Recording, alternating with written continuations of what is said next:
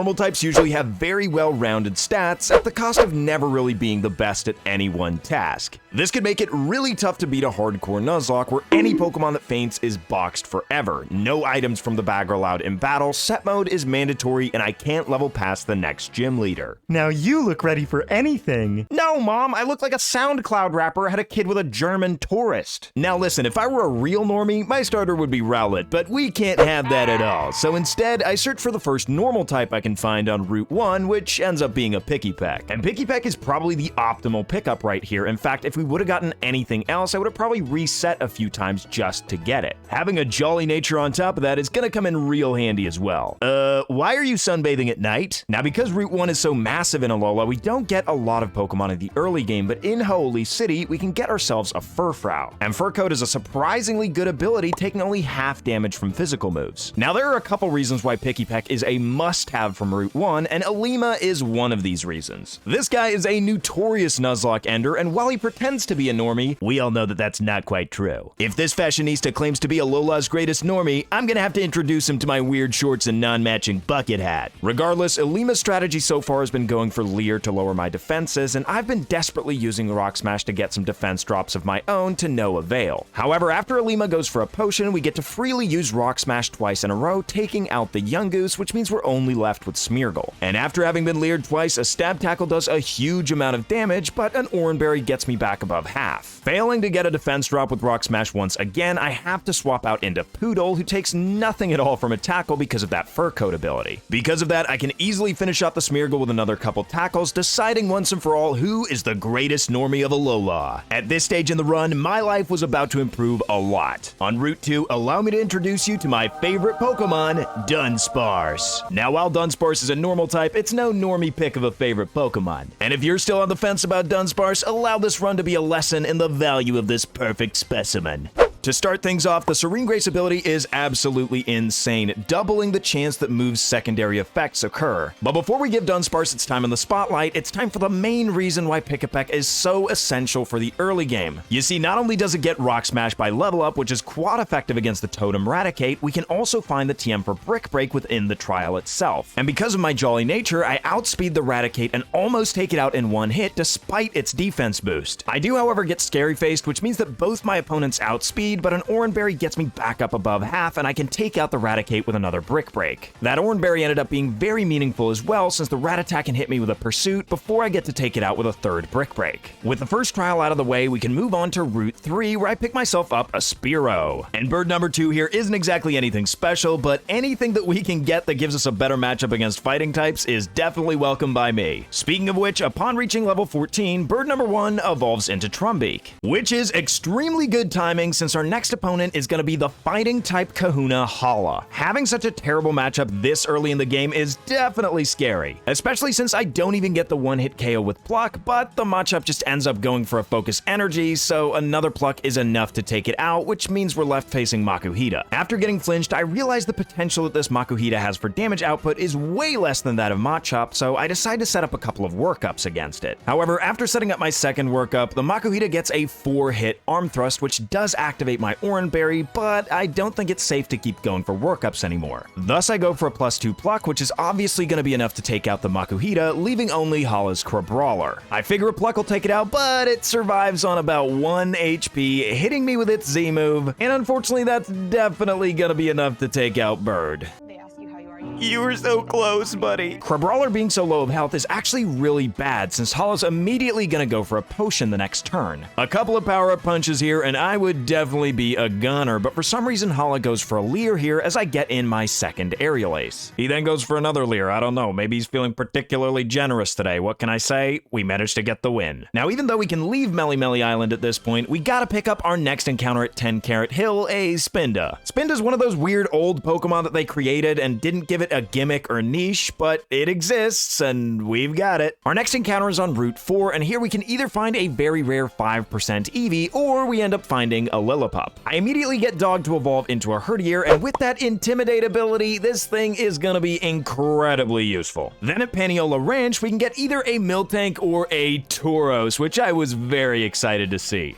because this thing also has Intimidate, and getting just one Mon with Intimidate in your Nuzlocke can be so helpful, but having two is gonna be insane. Gladion calling me a normie isn't exactly unexpected since the guy's an absolute edgelord, but I still had to show him who's boss and humiliate him. Then getting everybody ready for the second trial, upon reaching level 20, Bird 2 evolves into Fearow. And this means it's time to take on the second trial versus Totem Araquanid, a Pokemon that can be very difficult to beat because it's so powerful with its water bubble ability, and it's got rain on top of that. Not wanting to get hit by a very powerful bug bite, I go for Baby Doll Eyes after Intimidate, but it just ends up going for Bubble in the rain, after which it calls in its ally Pokemon Dupiter. Since I'm in range of being knocked out here, I swap out into Bull, who also gets an Intimidate on both the Pokemon, but they both end up using Bubble, which actually does a ton of damage because of Water Bubble and the rain. I get a bit of health back with my Oranberry, and one Horn attack is enough to take out the Dupiter clean in one shot. The Oranberry was definitely needed though, because another Bubble leaves me at just 7 HP, so I obviously have to swap out into Poodle. The Araquanid does have a Roar Beam, which is the reason I can't just swap in Fearow and start going for Aerial Aces. So after pathetically doing a bit more damage with a second Headbutt, another Bubble leaves me at just 5 HP, as Araquanid is now at low enough health to call in Masquerain. Being so low on health, I have to swap out and I go into Tipsy, who gets hit by a Bug Bite from Masquerain, which does get rid of my Oranberry, and an Aurora Beam doesn't do too much from the Araquanid. Binda then actually does something useful and puts Araquanid to sleep with Hypnosis. This is a game state I have to capitalize on, and I immediately swap out into Bird 2 as Masquerain misses a Stun Spore. An Aerial Ace isn't quite enough to take out the Araquanid, but amazingly the Masquerain misses another Stun Spore, as we can then take out the Araquanid with another Aerial Ace. Masquerain eventually suffers the same fate, which means we've beaten the second trial. And in doing so, we get access to Route 6, where we could get unlucky and find an Eevee, but we end up finding the much more common Igglybuff. Listen, don't tell Jigglypuff, but this thing is so bad. And it's true, aside from a couple Intimidators and the awesome Dunsparce, we need some better Pokemon. And running into a Kangaskhan instead of the useless Fletchling is definitely a welcome addition to the team, especially since we now have to take on what's definitely the toughest trial so far. One of the things that makes Kiawe's trial so tough is that you have to go up against a bunch of Pokemon before facing the Totem Pokemon. This means that we not only have to face this speed-boosted Ghost type, but we also have to go into the fight with pretty low health on Herdier. And so, after getting off an Intimidate, I have to swap out right away, since of course this Marowak knows Brick Break, but after getting to -2 after 2 Intimidates, it doesn't do too much damage to Tauros. Once Marowak calls in its ally Pokemon Salazzle, I go ahead and swap out into Poodle, who takes a Torment from the Salazzle, and then of course a Brick Break from the Marowak that doesn't do too much because it's at -2 and we've got the fur coat. I decide to use Baby Doll Eyes with Poodle to lower Marowak's attack further before surviving on 7 HP, and since I can't go for Baby Doll Eyes again because of Torment, unfortunately Poodle goes down. Poodle's sacrifice at least lets me send in Bull to get off another Intimidate to get Marowak to -4 as it goes for a Detect, and I can hit Salazzle with a Horn attack, doing over half damage. Then being knocked down to just 12 HP though, I send in Bird 2, who gets hit hard by both a Flame Burst and a Brick Break, so I can't really stay in and swap out into Tipsy. At least the Marowak goes for Detect on the switch, and Salazzle almost hits me down to half with a Flame Burst. I then get hit by a Torment, which is gonna allow me to survive a Brick Break on just 6 HP, but I end up missing my Hypnosis. So much for being useful this time, Tipsy. Unfortunately, that is the end for Spinda. Having a third of my team knocked out and the rest of my Pokemon at very low health, I have no choice but to send in Tsuchinoko the Dunsparce and go for Ancient Power. And with that serene grace, Tsuchinoko manages to pull off the 20% Omni Boost. The Salazzle then hits me with a Torment, and even a Brick Break from Marowak at this point is doing very little despite being super effective. At the end of the turn, I hit an Ancient Power, which is enough to take out the Salazzle. The next turn, because of Torment, I can't go for Ancient Power, so I hit the Marowak with a Yawn. However, this was pretty much necessary as another Brick Break leaves me in the red, and after going for an Ancient Power and getting some Leftovers recovery, the Marowak falls asleep. Once again, Torment is a pain here, and I have to go for a very suboptimal Iron Tail, which barely does anything. I'm then struck with another annoying roadblock as my next Ancient Power gets Cursed Bodied, which means I can't use it anymore. So after going for another Iron Tail, since I can't go for it again, after the Marowak wakes up and goes for a Brick Break, I just hit it with a Yawn, even though I didn't know if it was going to wake up or not. This ends up once again being necessary since a Brick Break leaves me at 2 HP, and I happen to miss my Iron Tail, but at least I'm no longer disabled, and at this point the Marowak is asleep, meaning that I can go for my final ancient power, taking out the Marowak and winning the trial, but at a very steep cost. Having our team get pretty wrecked by Kiawe's trial means we definitely need some new Pokemon, and after collecting enough Totem stickers, Samson Oak actually just gives us the Totem Raticate, which happens to be a normal dark type. We can also head over to Route 8, where our possible encounters are either Yungoos or Stuffle, and I end up encountering the latter. Not only is it awesome to have a fighting type on the team, but the fluffy ability is pretty much the same as Fur Coat. After that, I took on the Grass Trowel, but all it took was lowering Lurantis' attack, taking care of Kecleon, using Leer to lower defense, and going for the one-shot. And beating the Grass Trowel actually gives us access to a very important encounter, Oranguru in the lush jungle. It's not going to come in handy right away, but once it learns moves like Calm Mind and Nasty Plot, stored power could really be a viable strategy in the future. And with all the island trials of Akala out of the way, it's time to take on the island's Kahuna Olivia. And the rock type resisting normal makes this a pretty tricky matchup. And for that reason, I obviously came in with a plan, starting off with Intimidate and then going for as many baby doll eyes as possible to get it down to -6 attack before swapping out into Tsuchinoko. Bug Bite is at this point doing very little damage, especially after Leftovers recovery, but I do end up going for a Yawn since it's now time to use all 5 of my ancient powers to try and fish for boosts, and I end up getting one the first turn. Olivia uses a full heal right away here, and the second ancient power leaves Anorith in the red, not getting the boost, which prompts Olivia to use a potion, but I just go for another Yawn here. Bug Bite once again does pitiful damage as I hit a third ancient power and end up getting one more Omni boost. Because of this, I outspeed and I can only use a fourth ancient power, which doesn't get the boost, but it does not matter. I can go for the final one versus Laleep, and unfortunately I don't end up getting the Omni boost, but statistically I should only be getting 1 out of the 5 anyway, so I'll definitely take the 2. Unfortunately though, +2 attack is not quite enough to take out the Laleep, as it then hits me with a Giga Drain. I then end up missing an Iron Tail, but it's okay since the next turn we can use one to take out the Laleep, leaving only Olivia's Lycanroc. With the boost I outspeed, but one Iron Tail is not quite enough to take out the Lycanroc, which means I am gonna get hit by the Continental Crush. But Dunsparce being at +2 ends up surviving on just 20 HP, after which I can use Body Slam, finishing off Lycanroc and beating Olivia. Listen, if this fight means I lost the shot with the girl of my dreams, at least I've still got the love of my life. My journey then takes me to Ula'ula Island, where in Mali City we can actually go ahead and catch a Minccino. And this thing is one of my favorite Pokemon from Gen 5 that you rarely get to use. Then before the 5th trial, I decide to level up the team a little bit, evolving Bear into Beware and Dog into Stoutland. Despite Togedemaru being a Steel type which resists normal, after swapping back and forth between my Intimidators a bit, I could freely take it out with a few Bulldozes and Skarmory with a Brick Break. Do you two know anything? Listen, just because Hal and I enjoy shows like Friends and The Office doesn't mean we're stupid. The 6th trial we have to face is versus Totem Mimikyu, yet another bad matchup for us since Mimikyu is a ghost type. However, since it's a physical attacker, I lead with Bold just to get an Intimidate off to lower its attack, and then after tanking a Play Rough, I go for a Bulldoze to break its disguise, but that also lets us lower its speed. Once that disguise is broken, Totem Mimikyu calls for its ally Pokemon, the very annoying Banette. Since this thing is also a physical attacker, I go ahead and swap into Dog to get yet another Intimidate to lower both of their attack, as a Play Rough doesn't do too much damage, now at -2, but I do end up getting burned. I take the chance to go for Priority Baby Doll Eyes to lower Mimikyu's attack further, as another Play Rough and Feint Attack together with the burn gets me low enough to where I definitely have to swap out once again into Bull to lower their attack with Intimidate.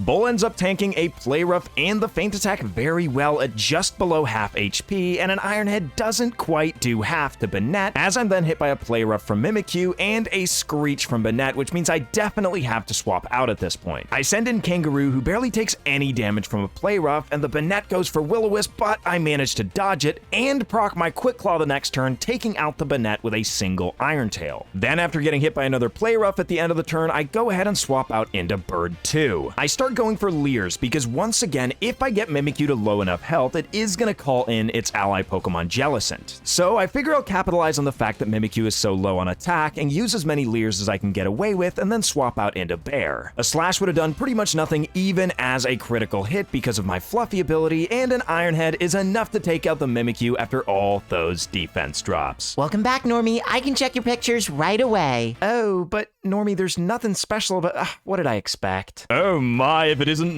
Normie, where might you be off to? Listen, you caught me in my AirPods going to Starbucks one time, and for the rest of my life, everybody keeps calling me. With all the trials on Ula'ula out of the way, it's time to take on the Grand Trial versus Nanu. He leads out with a Sableye, which I have no difficulty taking out with 3 crunches. Things only start to get a bit more interesting when he sends in his Krokorok, which intimidates Rat, so I have to swap out into Bird 2 to dodge an Earthquake. I then pivot out into Dog, who this way won't ever be hit by an Earthquake, and I get off an Intimidate as I get hit by a Swagger. Since being confused is not ideal, I go ahead and swap out into Bull, which also gets us another Intimidate to further lower Krokorok's attack as I get hit by an Earthquake. Then expecting the Krokorok to go for a Swagger again to confuse Tauros, I swap out back into Dog just to get another Intimidate. Now that I'm confused, it's not going to go for Swagger again, which means I can freely swap out into Bear, and because of all the attack drops, the Earthquake barely does any damage. The Krokorok then predictably goes for Swagger, an interaction for which I was specifically prepared with a Person Berry, which means I now just have a free +2 and can take both it and the Persian out with a +2 Brick Break each. See you, Nanu. At this stage, we've gotten to the big bad of the edgelords, Guzma himself. Now, all 3 fights versus this guy were fairly difficult, but I tackled them all with the same strategy, and this third time was by far the most dramatic. To start off, the Pokemon he always leads with, Golisopod, is a threat in and of itself. To handle this thing, I start off by sending in Dog to get an Intimidate, and just to get around the first impression, I use Protect the first turn since he can't use it again after that. I then make sure to use Baby Doll Eyes until I'm at low enough health where I have to swap out, and I go into Bear. And I only do this so that I can further Baby Doll Eyes down to -6. Although I probably could have stopped at -5 since sending in Bull would have gotten it to -6 anyway with Intimidate. Either way, the plan from here is to use the pretty pathetic setup move Work Up to get as many attack boosts as possible. I get to +4 before deciding to attack, and a Sucker Punch actually gets me down to just 14 HP before Rock Slide leaves Golisopod in the red, sending it out with Emergency Exit. Now this is kinda risky since I could miss a Rock Slide, but fortunately I connect and take out the Pinsir in one hit. Guzma then sends in Masquerain, which does have an Intimidate of its own, but since I can outspeed, a quad effective Rock Slide is enough to take it out, which means Guzma now sends in his Golisopod again. Since First Impression is now live, I have to swap out into Bear. Now, I could easily just take Golisopod out with Bear here, but that would leave me in a very bad position versus his final Pokemon Vikavolt, so I start out by just going for a few Baby Doll Eyes and once again swapping in Bull. At this point, Golisopod is completely out of Razor Shell, so I can freely set up Work Up, but what I didn't know is that it's completely out of moves altogether, so as I go for my second Work Up, he swaps in his Vikavolt. This isn't really a problem though, since +2 is still enough to take it out, and me thinking that this thing still has First Impression, I swap out into Bear, but the Golisopod just ends up taking itself out from recoil with struggle. Who's the normie now, edgelord? The next big fight in the game is Lusamine, and she is notoriously difficult, so we definitely have to prepare well. The first order of business being to evolve Igglybuff into Jigglypuff, and then immediately into Wigglytuff. I then made sure to rearrange my team to have the perfect setup to take on this crazy lady. It's time to face Lusamine. Leading off with a fully special Clefable, this is going to be Monkey's time to shine. Already at base, Monkey's special defense is so good that we only take about a 4th from Hyper Voice, after which I can set up my first Calm Mind. Then after getting some leftovers recovery, I make sure to go for Protect every other turn to maximize how much recovery we can get from leftovers. I then repeat this process for as long as it takes to get to +6 special attack and special defense. Then once it's time to attack, of course the Clefable manages to get a critical hit Hyper Voice, getting me almost down to half, but a stored power is definitely enough to one-shot at this point. Lusamine then sends in Lilligant, and I go for Protect just to get some recovery here, but since it went for Petal Dance, it is very unfortunate that it goes for Teeter Dance the next turn, confusing me. However, Monkey manages to pull through,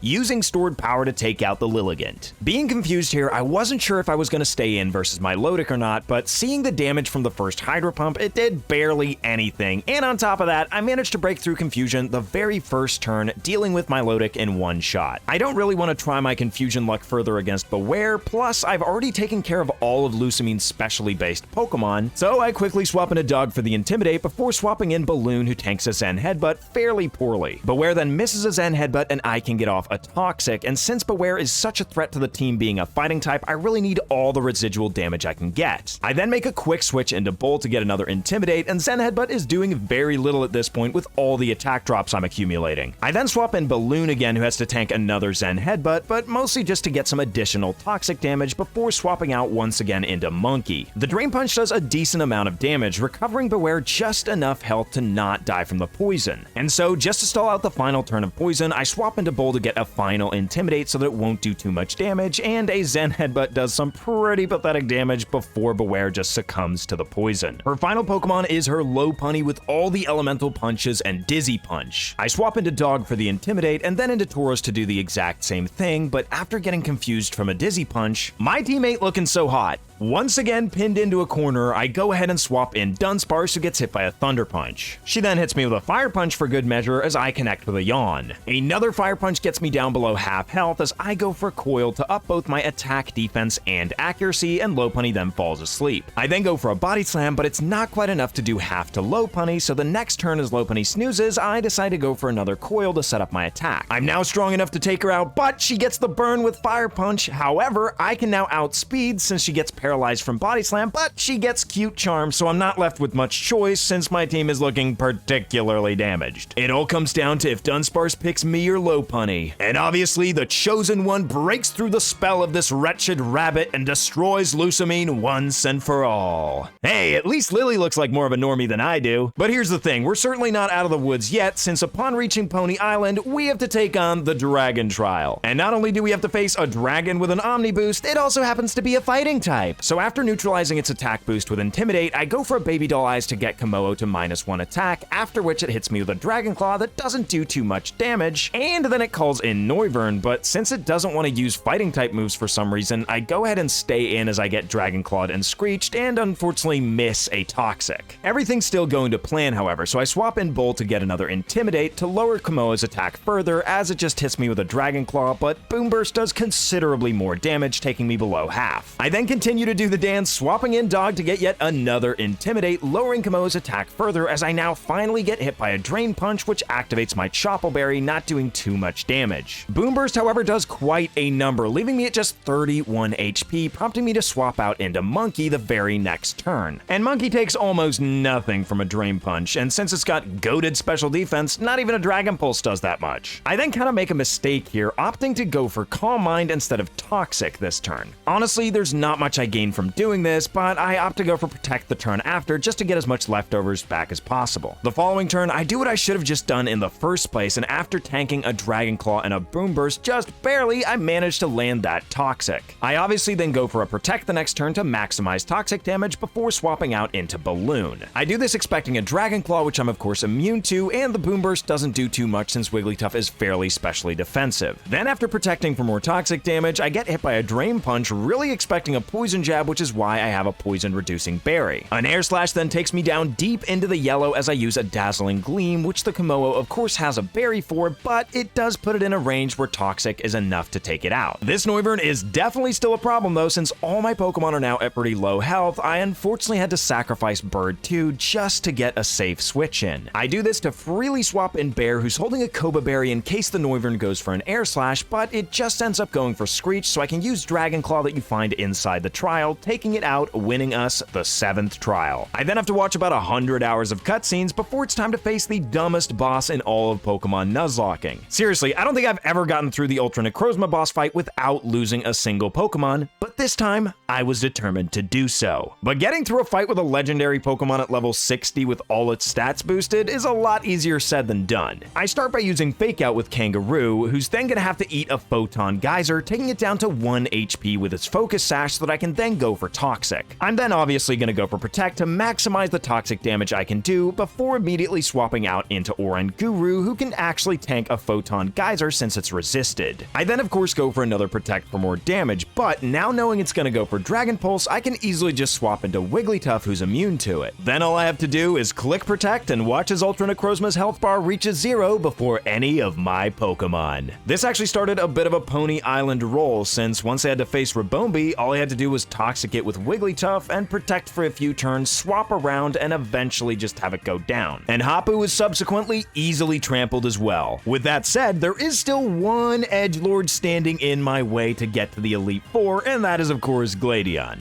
And the real roadblock here is that this guy now has a Lucario on his team. So I start out by intimidating Crobat and then immediately missing a Stone Edge. I do connect with the second one, but it's not quite enough to take out the Crobat, so the next turn I go for Protect just to get as much leftovers recovery back as possible. This does end up topping me off over half HP, which means I can survive another Acrobatics and take out the Crobat with an Iron Head. Gladion then, of course, sends in his Lucario, so I immediately swap out into Balloon, who's gonna have to take an Aura Sphere. I make this switch to guarantee that Lucario is gonna go for Metal Claw as I swap out into Bear. Because of Fluffy, this does barely any damage at all, and then when I get hit by an Aura Sphere the next turn, which would guaranteed take me out, I can use a Chople Berry to weaken the damage and then just take out the Lucario with a Brick Break. The rest of his team really wasn't that big a deal, and I'm glad we're done with this edgelord forever. It's finally time to prepare for the Elite Four, and even though we can capture ourselves a Drampaw, it's not that good a Pokemon and isn't gonna make the cut on the team, somehow. Instead, I make my way to Pony Path, where I can pick up a Shiny Stone and thus evolve Minccino into Chinchino. This means that the final team ended up being our Intimidating Dog with Ironhead, Playrough, Firefang, and Thunderfang, our other Intimidator Bull with Stone Edge, Ironhead, Work Up, and Giga Impact, Rat, the totemiest of boys with U-Turn, Double Edge, Swords Dance, and Crunch, our newest team member Technician Chinchilla with Encore, Rock Blast, Bullet Seed, and Tail Slap, Bear the Beware with Superpower, Shadow Claw, Thunder Punch, and Work Up, and finally His Grace Dunsparce, the most serene of creatures, with Ancient Power, Coil, Body Slam, and Yawn. And thus it's time to take on the Elite Four, and I decided to take on Acerola first. Neither of us has a particularly good matchup with Ghost versus Normal. I only decided to take her on first because I came up with a pretty decent strategy. Since Banette is a pretty weak Pokemon, we can use it as setup fodder, but to do that, we have to first go for Intimidates to lower its attack as much as possible before sending in Chinchilla. She unfortunately has her defense lowered by Screech the first turn, and I then go for Tail Slap, just hoping it'll go for Feint Attack so that I can Encore the Banette into Feint Attack the following turn. This now gives me the perfect opportunity to swap out into Raticate, since the only thing it can do is -6 Feint Attack. I then use my turn of Encore to set up a Swords Dance to get myself to +2. Unfortunately, this is where Banette's Encore ends, and I get hit with a Screech to have my defense halved, but this isn't too big a deal since I can get to +4 with Swords Dance right after. I am hit by a very weak super effective Infestation, but since I can take out the Banette right afterwards, it doesn't continue to rack up residual damage. Frostlass is another problem I had to take into account since it's most likely going to go for Confuse Ray, which is why I equipped Rat with a Person Berry, which is going to let me snap out of confusion and immediately take out the rest of Acerola's team with Crunches. A pretty manageable fight, even for a normie. Which means it's time to take on a second Elite Four member, and I decide to challenge the Rock-type Master Olivia. As per usual, when we're facing a physical foe, I go ahead and lead with one of my Intimidators and immediately swap out into the other one to start my Intimidate cycle. Once the Armaldo is safely at -6 attack, I go ahead and swap out into Bear, who has even more physical bulk with that Fluffy ability. The plan from there is quite three-head. Basically, just set up as many workups as you can get away with. Once that's done, I annihilate the Armaldo with a Thunder Punch as well as the Lycanroc. Praydilly goes down to a Superpower, and Probopass to a couple of Thunder Punches because of Sturdy. I didn't feel super safe about Beware staying in with -2 defense versus this Gigalith, so I decided to just swap out into Bull, who can easily take it out with a few Iron Heads, even though it took up all her potions. But this means we can move on to the third Elite Four member, Kahili, and here I must admit I made a pretty big mistake. During this fight, I totally spaced and confused Technician for Skill Link, thinking that my attacks would hit 5 times every single time. In my calcs, it did say that 5 hits of Tail Slap would take out this Hawlucha, and I didn't get punished for it. So you can imagine my surprise when Kahili sends in a Mandibuzz, and I somehow just get 2 hits with this Rock Blast. I just sat there with YouTuber thumbnail face for a while, realizing what I'd just gotten away with. Having been confused by Flatter though, I do have to swap out, so I send in Bull to get off an Intimidate as the Mandibuzz hits me with a Brave Bird. I then use Stone Edge, which unfortunately is not enough to take it out, and after her going for a potion and me getting her down to the same range again, I go ahead and swap out into Dog after getting flattered. It did take some time, but eventually I do manage to take out the Mandibuzz. Next up is Toucannon, rest in peace, Bird 1, and this thing is a physical attacker, so I swap around between my Intimidators for a few turns before I just take it out with a few Iron Heads and deal with the Oricorio with Tauros. This leaves only the final Elite Four member, Molayne and his Steel types, and for this one, I was not sure how I was going to get through this at all. I at least had somewhat of a plan going in, and as the Klefki goes for Protect, I end up setting up a Workup to boost my attack. It then just sets up Spikes, which gives me another perfect opportunity to go for Workup. Then as it sets up a second layer of Spikes, I decide it's time to attack and go for a Bulldoze, but unfortunately it does a bit less than half. I'm then hit by a Thunder Wave, which I definitely figured is just inevitable at this point as I set up another workup. The following turn, the Klefki sets up the final layer of spikes as I don't get fully paralyzed, connect with a bulldoze, but it's still not quite enough to take out the Klefki. I then get hit by a flash cannon as Molayne surprisingly doesn't go for a potion, and I can finish off the Klefki with a third bulldoze. Molayne then sends in his Metagross, which can't be intimidated, so I just stay in as he misses a Zen Headbutt and I hit him down into the red with a bulldoze. He then unfortunately uses a full restore as I get fully paralyzed. The next turn he does connect with Zen Headbutt, but it doesn't do too much because of Fluffy, and I managed to get a critical hit with bulldoze, finishing off the Metagross. I don't have a good switch in versus this Dugtrio, so I decided to just stay in as it leaves me at 29 HP and a Brick Break connects, taking it out, lowering my speed with Tangling Hair. But both Magnezone and Bisharp are massive roadblocks, and even though I've gotten this far, I really don't know how I'm gonna get through the rest of this. On the switch, Dog gets nailed by a Thunderbolt, which leaves it in the red, and the next turn I go for a Fire Fang, which actually gets the flinch, followed up by another Fire Fang that gets a crit. It's good damage, but unfortunately not enough to save Dog, who gets destroyed by a crit Thunderbolt. I then send in Bull, who I know can outspeed and finish off the Magnezone with a bulldoze, but it puts me in a really bad position versus his next Pokemon. You see, Bisharp has Defiant, which means that if I lower its speed with bulldoze, it's gonna get a double attack boost, which I can't allow, so I try to go for an Iron Head, but it does such little damage that I'm pretty much forced to go for the bulldoze. And while it does a very good chunk of damage, it activates Defiant, giving Bisharp the +2, allowing it to take out Bull with an Iron Head. I may very well have caused my own undoing here. Since I'm desperate, Tsuchinoko is in here and I outspeed because of the bulldoze, and my Body Slam even manages to get a paralysis and Bisharp gets fully paralyzed. Molayne then makes the mistake of the century by going for a full heal, because since I outspeed, I then get 2 turns to just take it out with Body Slams, meaning that I actually got through Molayne. Which means I now only have 4 Pokemon to face the champion and 0 Intimidators. Yeah, I'm screwed. However, despite my unfortunate circumstances, the people still need to know who the biggest normie in all of Alola is. Is it me, or is it How?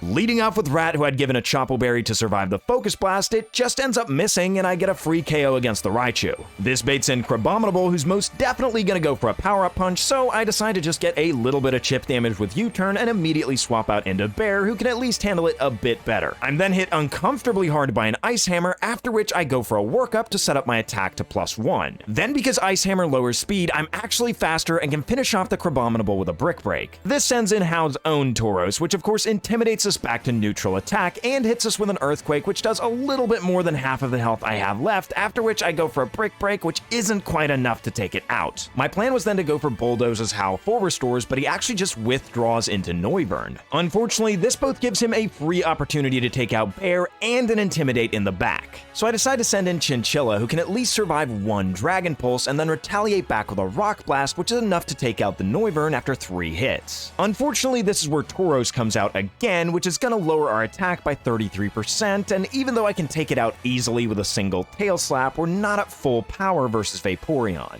At neutral attack, I may have had a shot at taking this Vaporeon out with Bullet Seed, but as it stands, I get 3 hits and get it below half, and it just destroys Chinchilla with a Hydro Pump. And who better to face a desperate situation like this than Tsuchinoko? The Vaporeon misses a Hydro Pump as I hit it with a Yawn. It then unfortunately halves my attack with Charm before I can hit it with a Body Slam, which of course doesn't do enough to take it out, and it then falls asleep. As it's sleeping, I need my attack power up, so I go for a Coil to boost my attack, defense, and accuracy. I know -1 isn't gonna be enough, so I have to go for another Coil, risking it waking up. And amazingly, Vaporeon continues to snooze as I can hit it with a final Body Slam, leaving Hal with his final Pokemon, Decidueye. Maybe if I were less of a normie, I'd call it Decadooey. It hits me with a Leaf Blade, but because of my +2 defense, it doesn't do too much damage and I can fire off a Yawn. Hal seems to have had enough of my antics, however, as he goes for a Bloom Doom. And this is unfortunately how Dunsparce goes out with a boom. But having put Decidueye to sleep, Dunsparce's efforts will not be in vain. I spend the turn that Decidueye is going to be guaranteed sleeping, setting up a Swords Dance, and then since I outspeed, I go for a Crunch and take it out with 1 hit. And that's how I beat a Pokemon Ultra Moon Hardcore Nuzlocke using only normal types. And hey, look, listen, if you enjoyed this one, if you got all the way to the end of the video and you're not subscribed to the channel, what are you doing? It's not every day you get to use your favorite Pokemon in a Hardcore Nuzlocke, and even rarer than that is to get to show the world how awesome it really is. And if you disagree and you don't think that Dunsparce is the best Pokemon ever after this video, then I've got one message for you.